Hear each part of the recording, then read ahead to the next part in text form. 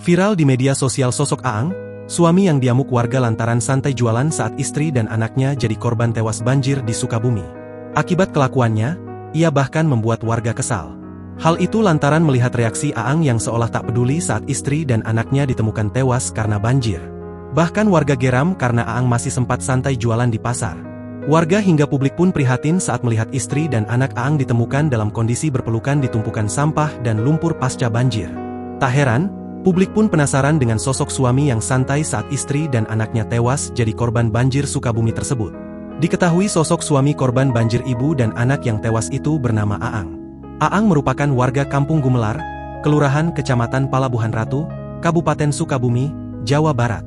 Istri dan anaknya bernama Santi alias Zahra, 40, dan Nurul, 3, menjadi korban tewas dalam banjir Palabuhan Ratu, Sukabumi.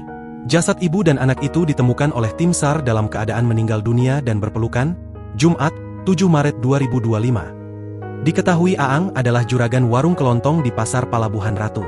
Dikutip dari Kompas.com, saat kejadian, Aang sempat beberapa kali ditemui RW dan warga untuk menanyakan keberadaan istri dan anaknya. Namun dengan santai Aang menjawab anak istrinya sudah mengungsi ke Cikakak, Desa Marga Laksana, Kampung Ciganas. Sebelum anak dan istrinya ditemukan dan masih dalam proses pencarian, Aang bahkan sempat membuat video di tempat jualannya. Dalam video tersebut, Aang terlihat hanya mengenakan sarung dan menenteng handuk di pundak.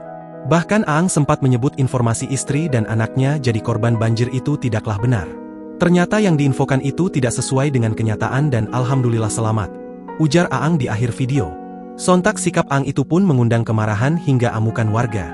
Bahkan warga sempat tidak bisa menahan emosi ketika melihat istri dan anak Aang ditemukan dalam kondisi berpelukan, sedangkan reaksinya justru terlihat santai.